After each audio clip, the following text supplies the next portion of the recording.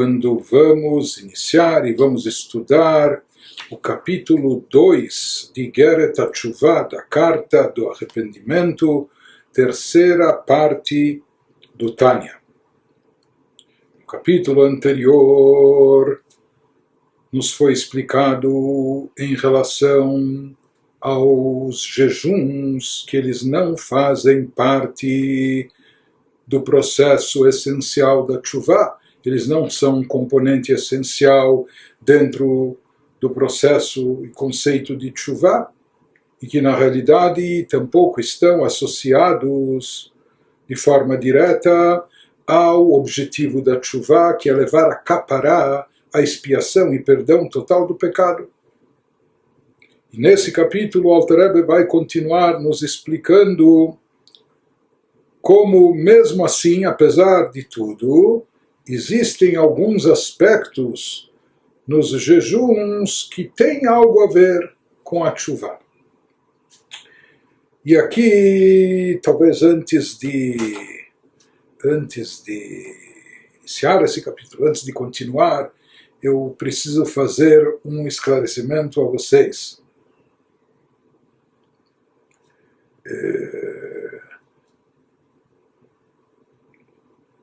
Eu, particularmente, nesse estudo do Tânia, eu tenho uma dificuldade, principalmente nesses 3 primeiros capítulos de Igeret HaTeshuvah, que versam sobre esse conceito de jejuns.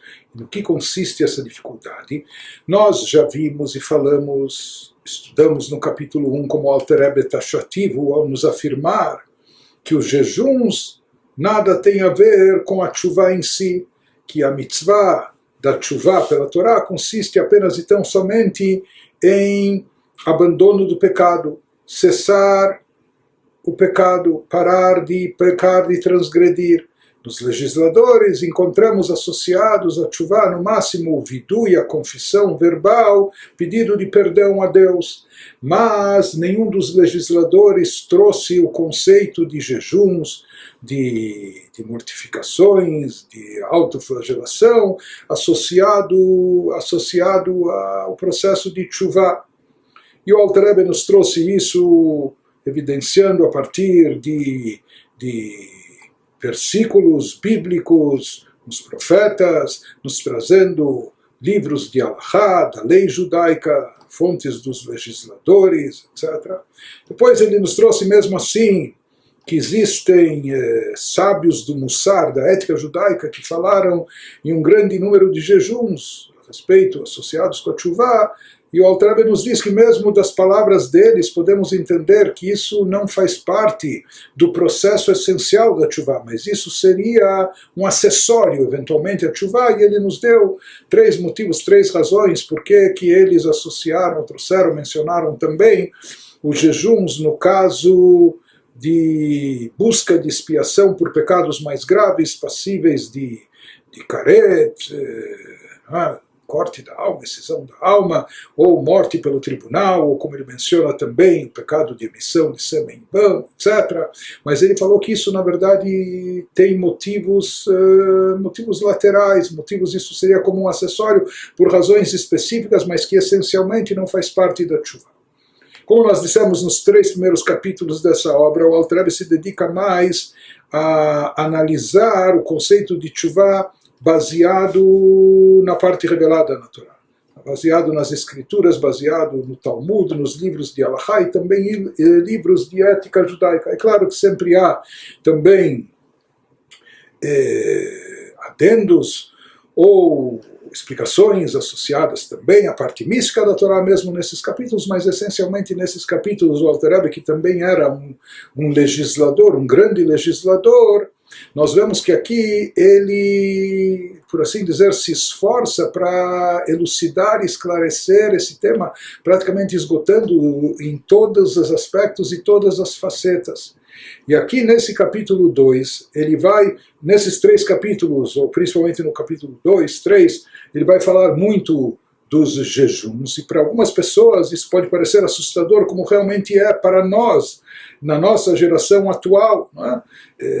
Uma quantidade de jejuns enormes que pode estar associada a penitência ou expiação de pecados, etc. Então aqui o Alter Rebbe vai nos trazer, pelo visto ele insiste no tema, não é como dizendo, mas mesmo assim ele traz de outras obras, e ele era um grande erudito, conhecia todas as obras clássicas do judaísmo, ele vai insistir, por que nessas obras mesmo assim se falou de jejuns, quanto a expiação de pecados graves, etc., por quê e como, mas isso pode dar uma margem de se concluir de imediato que no final existe um aspecto necessário, ou talvez até um aspecto positivo relacionado com esses jejuns para a expiação, para um perdão total, etc. Mas aqui a gente tem que fazer um esclarecimento que para mim é muito difícil, ou seja, durante todo esse estudo de um ano inteiro no Igeret HaTeshuvah, como eu estou dizendo a vocês, tem uma dificuldade nessa porção, porque nesses capítulos vai se trazer, mais tarde o Alter Rebbe vai tentar conciliar diferentes opiniões sobre como computar o número de jejuns necessários, etc., no processo de Teshuvah, para quem mesmo assim quer fazer ou deva fazer, enfim. E aqui eu vou ter que dizer para vocês algo, não é, que é algo tão paradoxal e que a gente se sente até inconfortável, mas eu, da minha boca, ou da minha palavra, ou por minha iniciativa, jamais diria isso. Ou seja, dizer que, sabe o que? Nós estamos lendo e estudando isso, mas que isso não se aplica a nós. Isso não se aplica a nós. Então, mais uma vez, eu nunca diria isso da minha boca, mas eu só estou dizendo isso porque eu estou repetindo palavras que foram ditas, pronunciadas e escritas pelo nosso Rebbe. Ou seja, Tânia escrito 250 anos atrás, naquela geração. E como nós falamos naquela geração, ainda havia uma forte influência desses livros de Mussar da Idade Média que enumeraram todos estes jejuns. Mas mais do que isso, eram gerações bem mais espiritualizadas. E, enfim, que estavam até num outro nível espiritual, numa outra condição, não só espiritual, mas também física.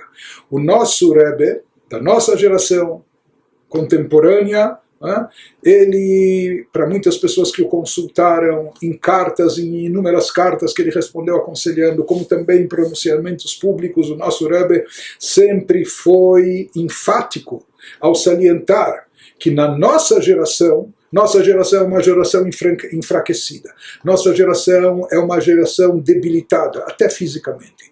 É uma geração um pouco fragilizada em termos físicos, espirituais, emocionais, e para nós, jejuns é algo prejudicial. É prejudicial à saúde física, é prejudicial para o equilíbrio emocional, para o nosso amor, nosso humor, nosso estado de espírito. Para nós basta e é mais do que suficiente os jejuns prescritos na Halachá, observância do Yom Kippur, Tisha B'Av, essas datas que mencionamos, etc., que isso está pela Halachá. Mas acrescentar mais jejuns, mesmo que seja com o intuito de apressar uma expiação, agilizar, ou pelos outros motivos que foram trazidos anteriormente pelo próprio Alter Rebbe, o nosso Rebbe não só que ele desaconselhava totalmente, pode-se dizer até que ele proibia, dizendo que isso é algo prejudicial e negativo. Para nós, na nossa geração, esse conceito de jejuns para expiação, etc., é algo que não se aplica. Então, eu vou, no decorrer dessas próximas sessões de estudos, do segundo e terceiro capítulo do Igeret HaTeshuvah, talvez eu vá repetir isso algumas vezes, porque a gente não sabe quem vai estar ouvindo, assistindo esses estudos hoje ou daqui a algum tempo, e para que ninguém tenha nenhuma conclusão precipitada ou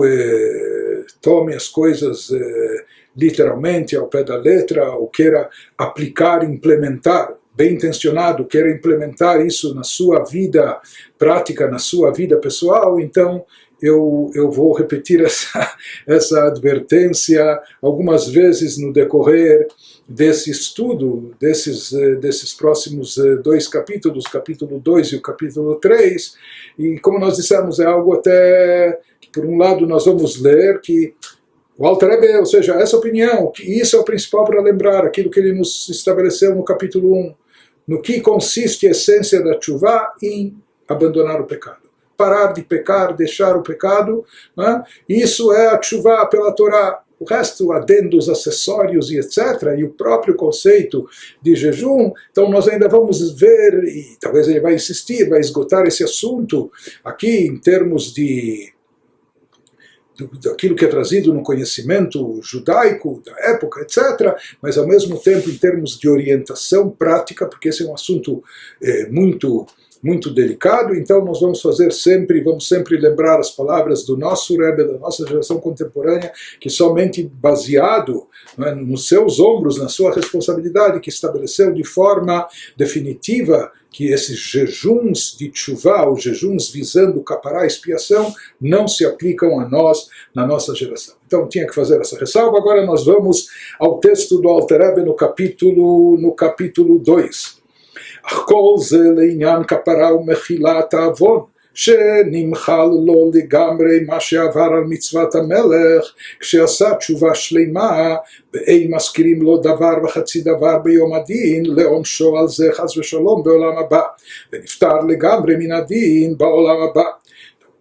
Agora o Alter Rebbe nos diz em sequência ao capítulo anterior, porém tudo que foi explicado acima, quando nós salientamos que a mitzvah da tshuva pela Torá consiste apenas e tão somente em abandono do pecado, que isso representa a essência da tshuva, diz o Alter Rebbe, porém isso se refere à expiação e perdão do pecado. No momento que a pessoa parou, cessou, interrompeu o círculo vicioso, cessou o pecado, parou de pecar, então com isso a pessoa só é inteiramente perdoada por ter transgredido o mandamento do rei, quando se arrepende de modo completo. Se ela se arrependeu, não é? E esse arrependimento é consistente, por isso na prática a pessoa para de pecar, isso demonstra que houve um arrependimento genuíno e sincero, a ponto dele mudar a sua atuação, o seu comportamento.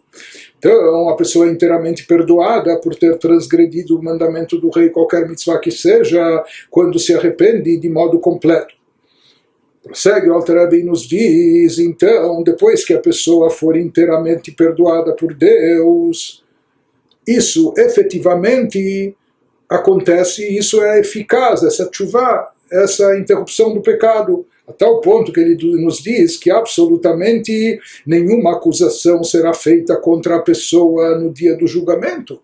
No momento que ela se arrependeu daquilo que fez, com arrependimento sincero, isso é a tshuva, e parou de pecar, então não vai recair sobre ela alguma pena. Ele diz que nenhuma acusação será feita contra ela, contra a pessoa no dia do julgamento no mundo vindouro, para puni-la por esse ato pecaminoso. Deus nos livre. Por quê?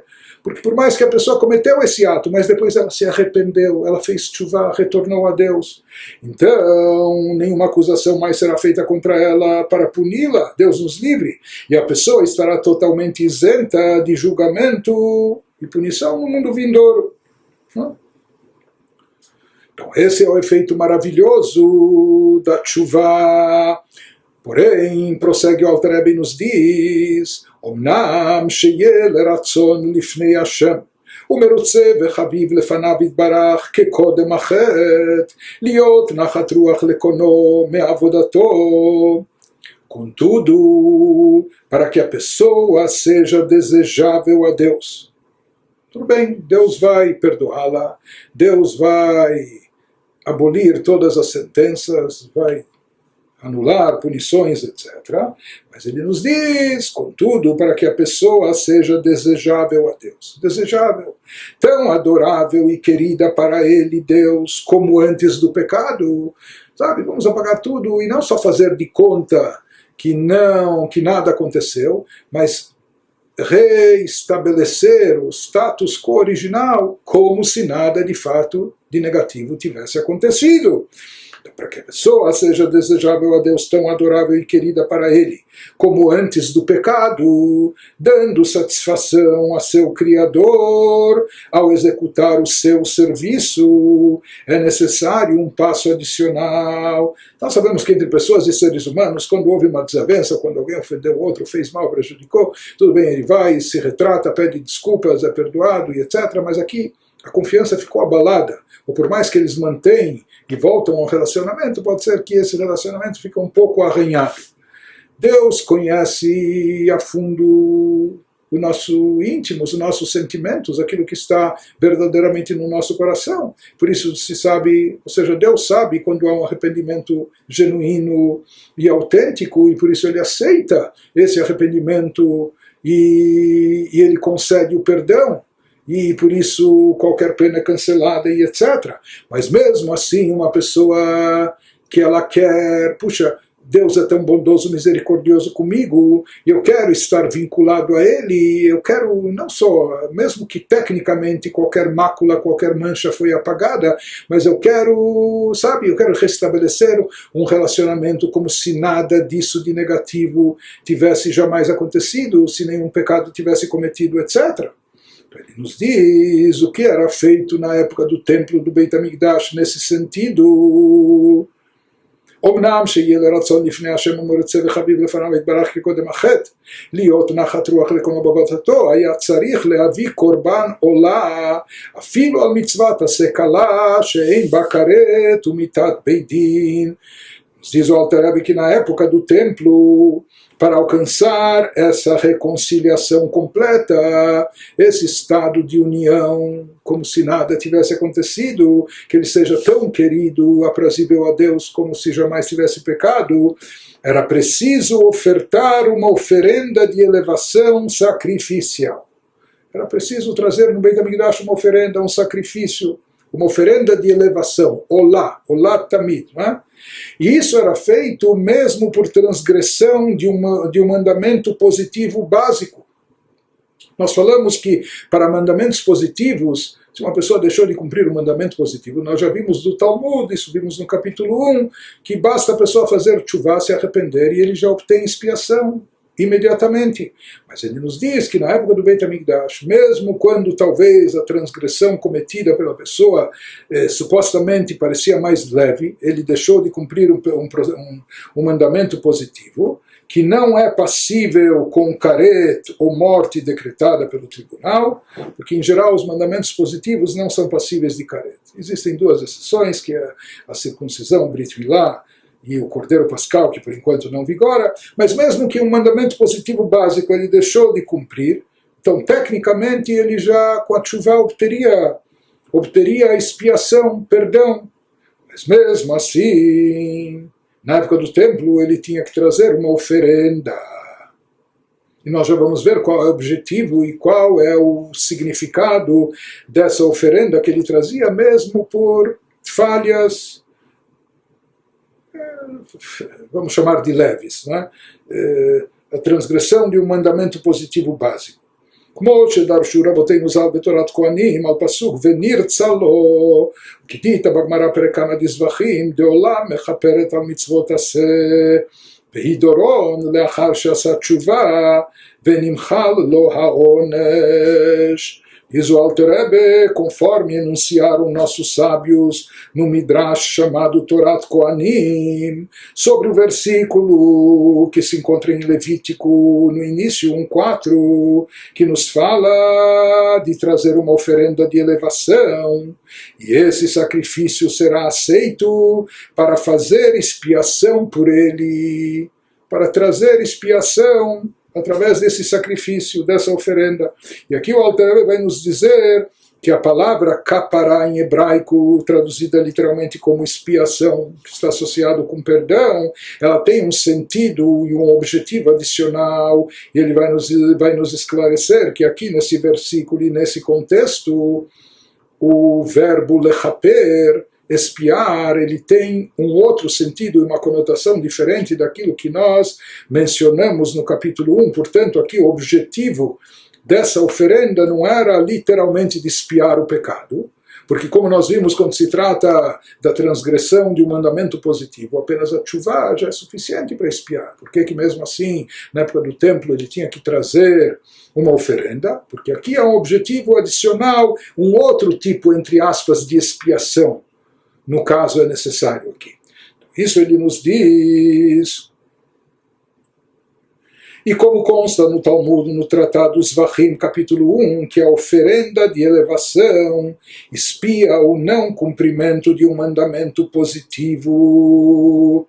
Porém, ele nos fala que não se trata de expiação em sentido literal, expiação do pecado, obter o perdão, etc. E sim, conforme explica o Talmud, aqui se trata de algo diferente, como de um presente para Deus posterior à expiação, depois que já houve a expiação do pecado, depois que já se obteve o perdão.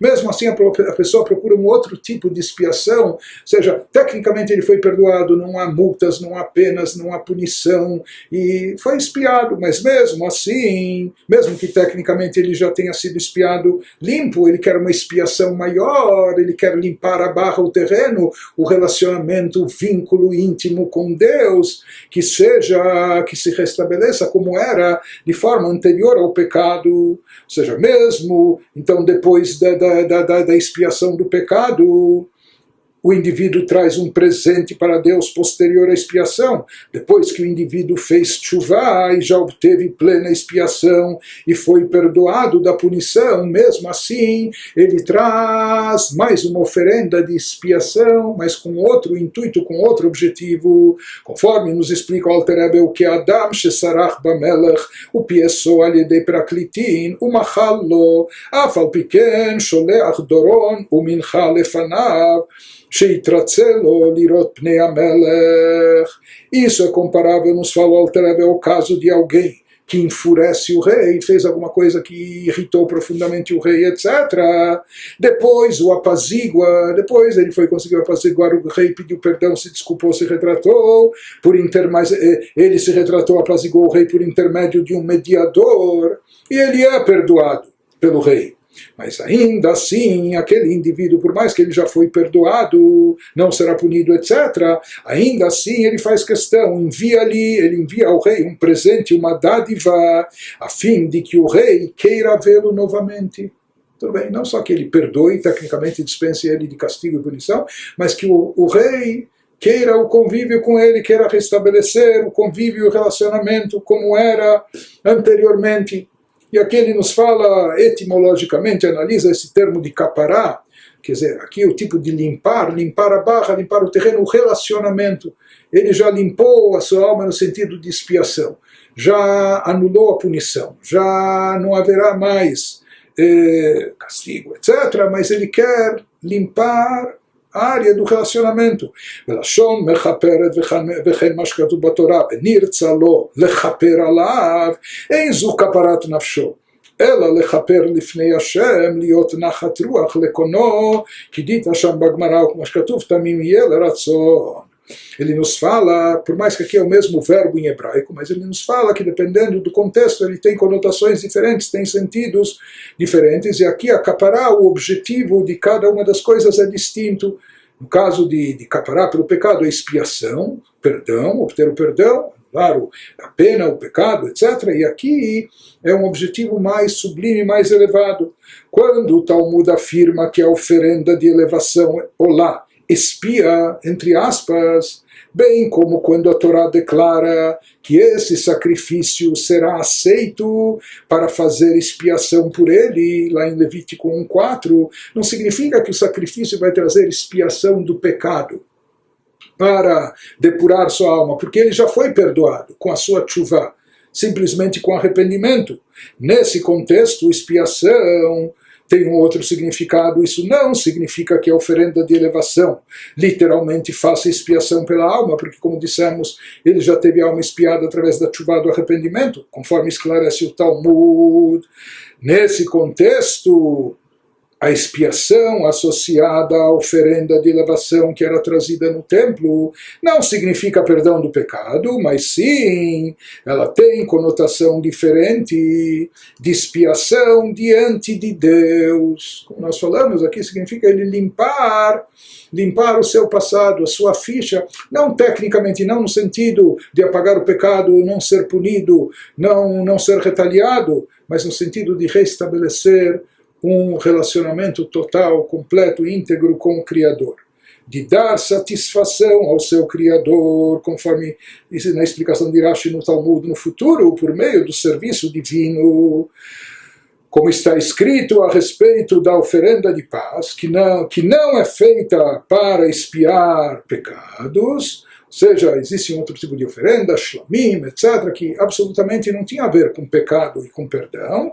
Diz a oferenda que deverá ser perfeita para que seja aceita tamim yel ratzon. Ou seja, se fala que, na verdade, o significado aqui desse tipo de expiação, entre aspas, é buscar um relacionamento perfeito. É buscar um vínculo que não esteja, que não foi maculado, porque às vezes teve uma sujeira, tudo bem, você apagou, mas talvez ficou um borrão, entre aspas, maneira de dizer. Mas aqui seria deixar o relacionamento, o vínculo límpido, como se nada de mal jamais tivesse acontecido, se jamais a pessoa tivesse pecado. Isso que ele nos diz, que explicam os nossos sábios no Talmud, Olam mechaperet, que essa oferenda de elevação traz expiação, não se refere, como nós falamos aqui, à expiação pelos pecados, porque aqui o pecado já foi expiado, etc. Aqui ele nos diz que não se trata, então, portanto, de limpar o pecado, purgar a alma, conforme foi explicado no capítulo 1, que lá o sentido objetivo de capará é esse de purgar, de depurar a alma. Mas aqui no caso se trata quando a alma já foi depurada, quando o pecado já foi perdoado, a pessoa não será punida, ele já fez tshuva, houve um arrependimento genuíno. Aqui no caso, o sentido de capará faz referência à continuidade, à consequência, aquilo que vem depois, ou seja, como houve um pecado por parte da pessoa, mesmo que Deus tolerou, perdoou, mas talvez fica uma mácula, fica uma má impressão, fica uma desconfiança, o que for, não é? Ou seja, que ele talvez não esteja tão querido, não seja tão querido a Deus como era antes do pecado. Então, nisso, seguindo aquela analogia que ele nos trouxe acima, vem essa oferenda, esse presente, para que o rei queira reencontrá-lo, para que ele seja tão querido quanto antes e seja bem aceito como era antes do pecado. Então, isso é o tipo de oferenda que era trazido na época do Beit HaMikdash. Prossegue o Alter Rebbe nos diz, ועכשיו שאין לנו קורבן להפיק רצון מהשם, התענית ובמקום קורבן, כמו שכתוב בגמרא, שיהיה מיעוט חלבי ודמי שנתמעט, כאילו הקרבתי לפניך, וכולי. Agora, na nossa época, já há 2000 anos atrás, quase após a destruição do templo, quando não temos a oportunidade de ofertar um sacrifício com esse intuito que mencionamos, para conquistar o favor, a graça de Deus. Então, nesse caso, o jejum substitui o sacrifício. Com esse intuito de obter a graça divina, o jejum substitui o sacrifício, conforme consta no Talmud. O Talmud tem uma expressão interessante quando diz que minha gordura e meu sangue diminuídos pelo jejum sejam considerados como um sacrifício a ti. Ou seja, hoje não temos Beit HaMikdash para trazer um sacrifício, então com isso a gente está sacrificando a nossa gordura. Na expressão do Talmud, que minha gordura e meu sangue diminuídos sejam considerados como um sacrifício. Ele nos diz que esse seria um substitutivo para essa oferenda desse tipo de expiação que visava despertar a simpatia divina, que visava despertar, conquistar a graça divina após o pecado, zerando todo o relacionamento, etc. Então, nesse caso, vem essa eficácia do jejum, sempre fazendo essa ressalva que nós mencionamos no início, ou seja, a partir dessas colocações, a gente pode imaginar que ainda há lugar para jejuns. Não é? Mesmo que isso não faça parte da essência da tshuva, mas ainda há espaço para isso, isso tem uma conotação positiva, mas em termos práticos, como nós falamos na nossa geração, como nós vamos ver mais adiante no Igeret HaTeshuvah, e isso é enfatizado de sobremaneira pelo nosso Rebbe na geração contemporânea, como substituição aos jejuns, então, dar tzedakah.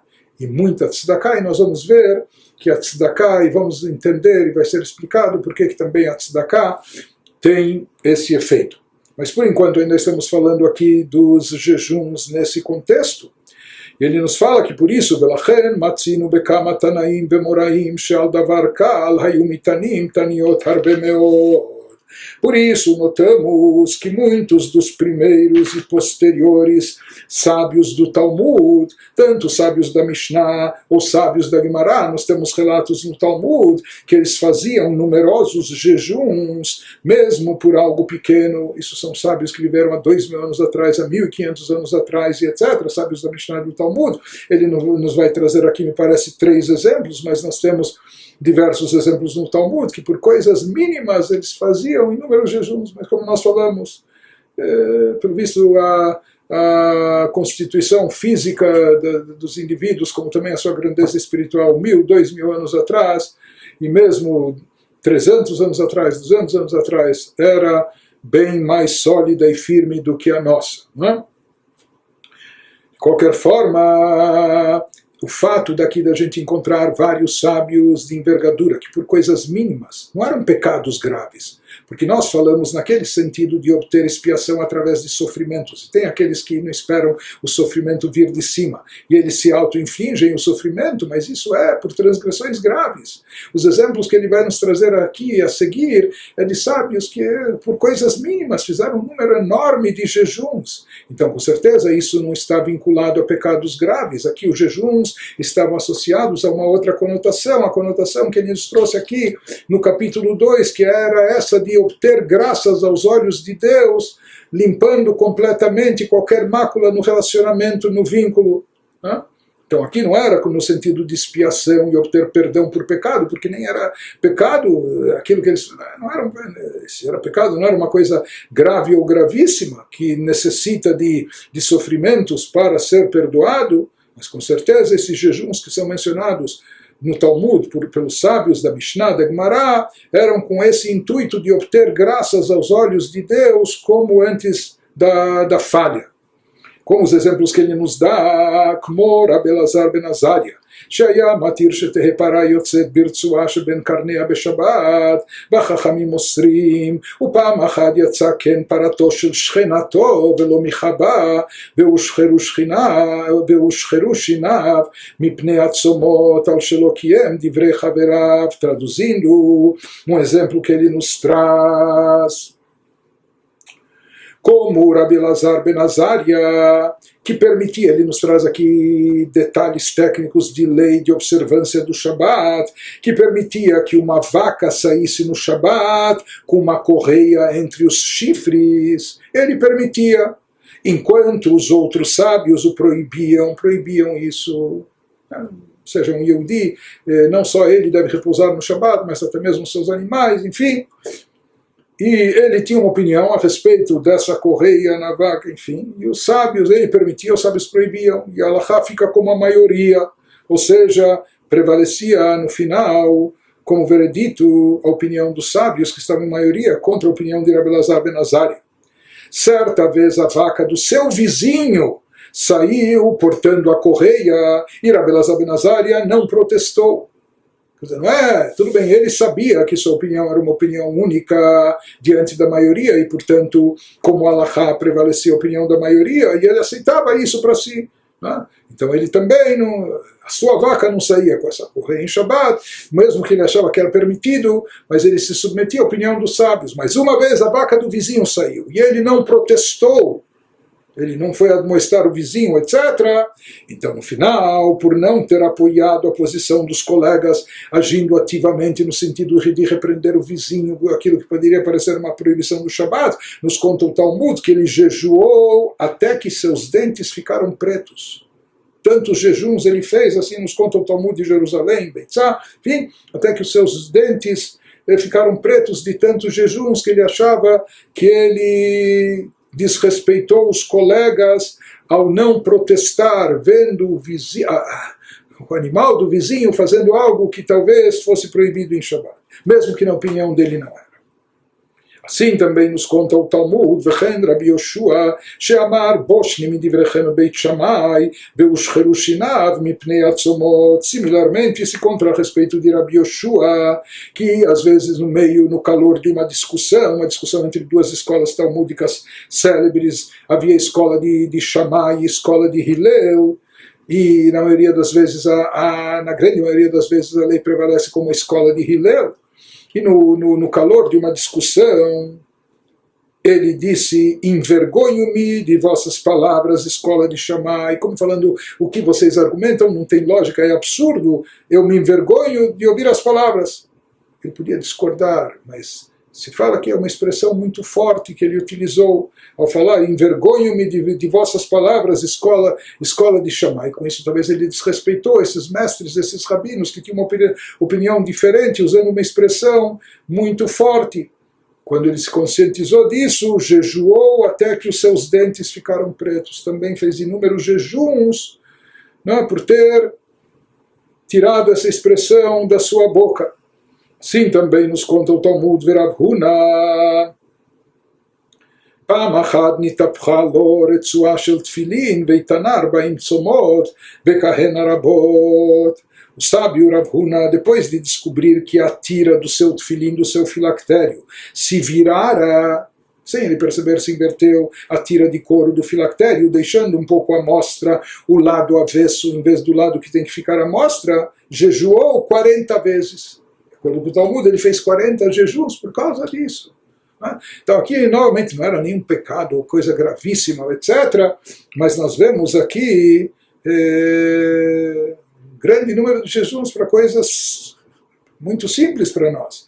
E há muitos outros casos como esses trazidos no Talmud.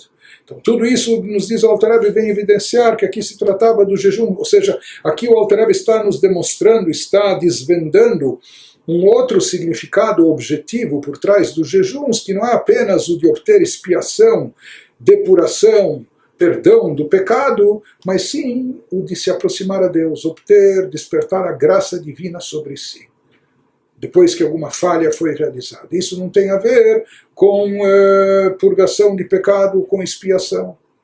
E, pelo visto, isso era praticado por vários sábios, então isso teria alguma validade, um efeito válido.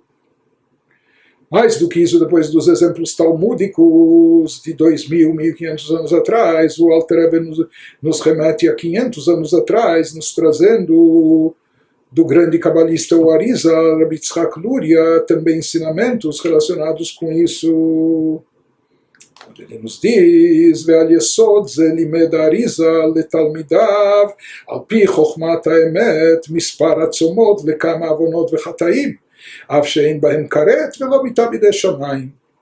Com base nisso que está exposto no Talmud, ou seja, que a base dessas orientações místicas esotéricas se encontra nessas passagens talmúdicas que nós mencionamos. Ou seja, com base nesse conceito que nós estamos elaborando, vimos que o Alter Rebbe nos expõe nesse capítulo 2, que o jejum substitui a oferenda de elevação como presente, dádiva, presente a Deus posterior à expiação. Ou seja, no capítulo 1 nós vimos o jejum apenas como forma de expiação, de se obter o perdão. E nós falamos que isso não tem a ver com a tchuvá. A tchuvá não passa, não depende, não precisa do jejum. Tchuvá é essencialmente abandonar o pecado, parar de pecar.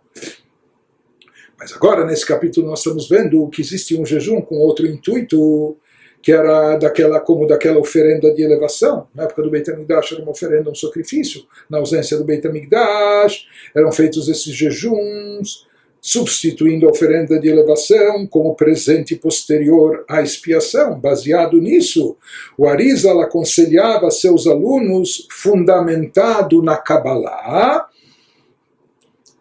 um número específico de jejuns para diversos tipos de pecado.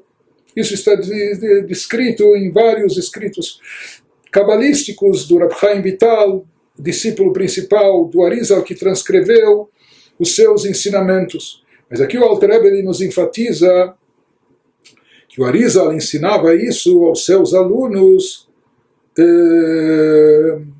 fundamentado na Kabbalah, baseado naquilo que nós vimos no Talmud, mas fundamentado na Kabbalah. Com esse acréscimo, se fala que o Alter Rebbe, na verdade, com aqui, ele quer nos esclarecer, porque uma vez que nós estamos vendo que de uma forma ou de outra os jejuns ainda assim estão ligados a Teshuvah. Tudo bem, talvez não no papel de expiação, de obter o perdão, mas talvez como um acessório posterior para obter uma graça divina especial, etc., para que ele seja tão querido como antes, ou como se nunca tivesse pecado. Então, aparentemente, voltaria aquele questionamento original nosso, por que então Maimônides ou os legisladores não incluíram absolutamente os jejuns no processo de Teshuvah?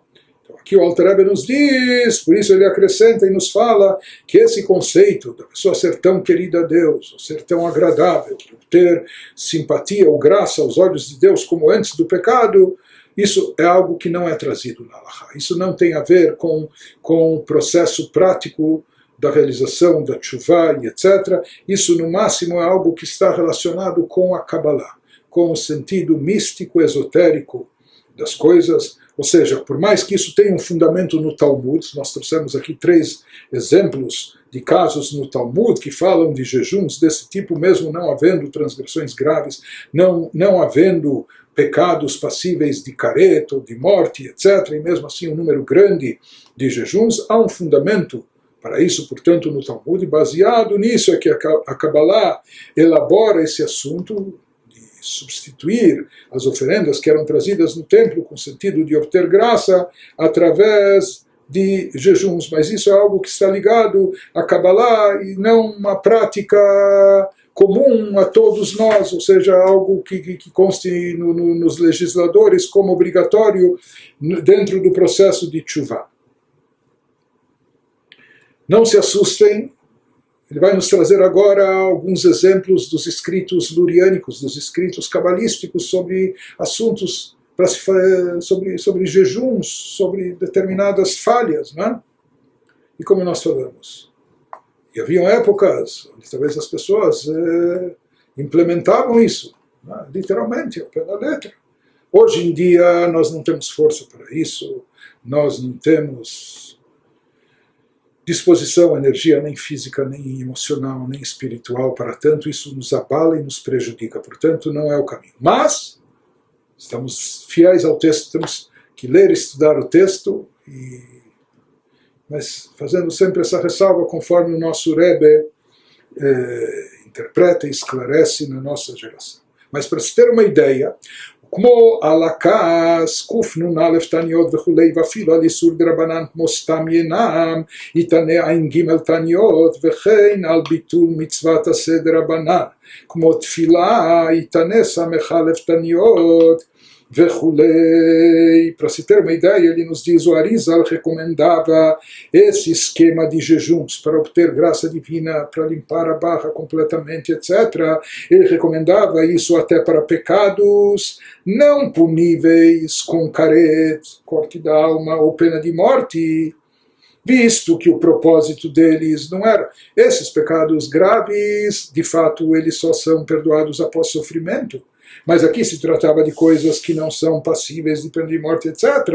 Mas como nós vimos que existe um outro efeito dos jejuns, visto que o propósito deles não era obter expiação, e sim servir de presente, entre aspas, posterior à expiação. Similarmente à oferenda de elevação na época do templo. Então, para se ter uma ideia, por exemplo, para a ira, o Arizal indicava 151 jejuns. Uma pessoa teve um acesso de raiva, de ira. Vamos pensar isso e retificar que jejue por 151 dias.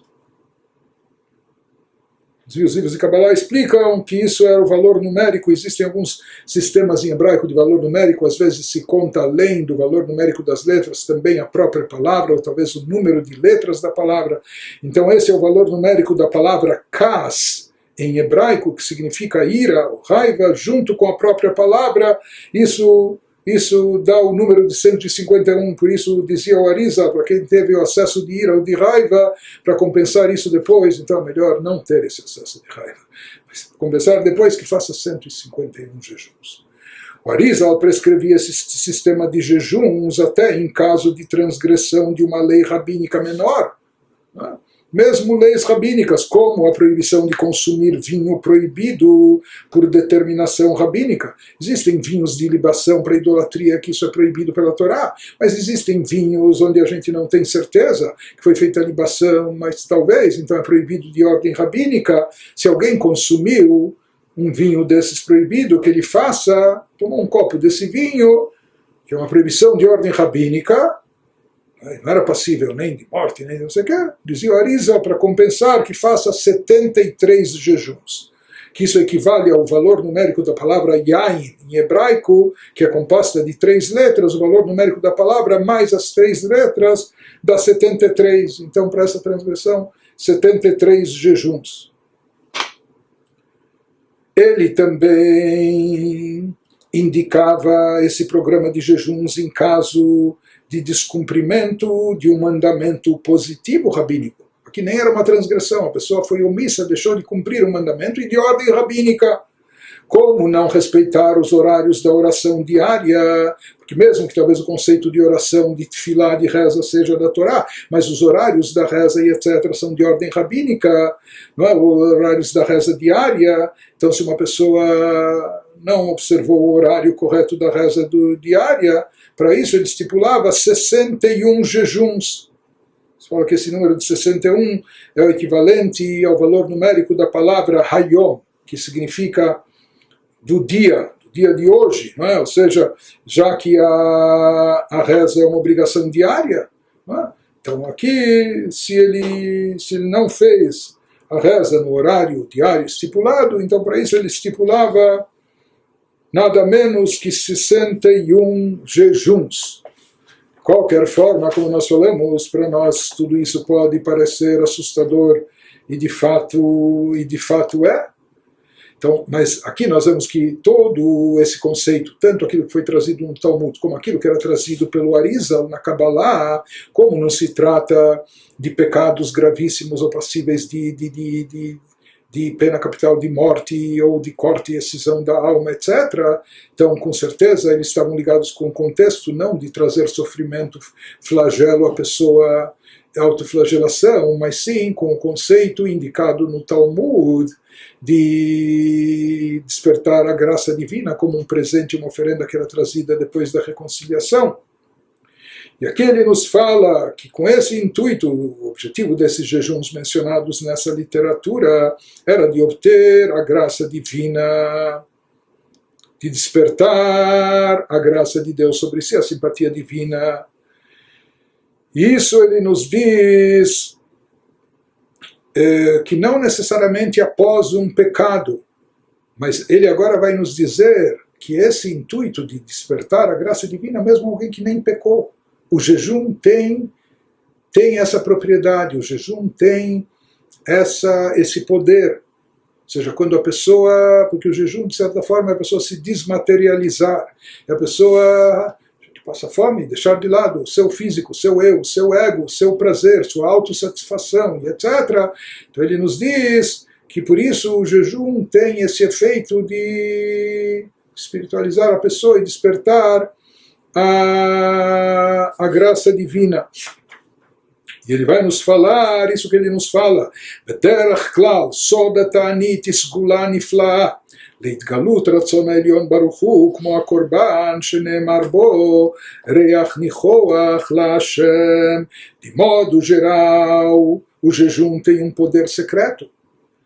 A saber, o jejum é um ritual maravilhosamente eficaz. Em hebraico se constitui uma segulá para suscitar, para despertar uma revelação de favor divino supremo e abençoado, para evocar, trazer e atrair esse favor divino supremo chamado Ratzon HaElyon.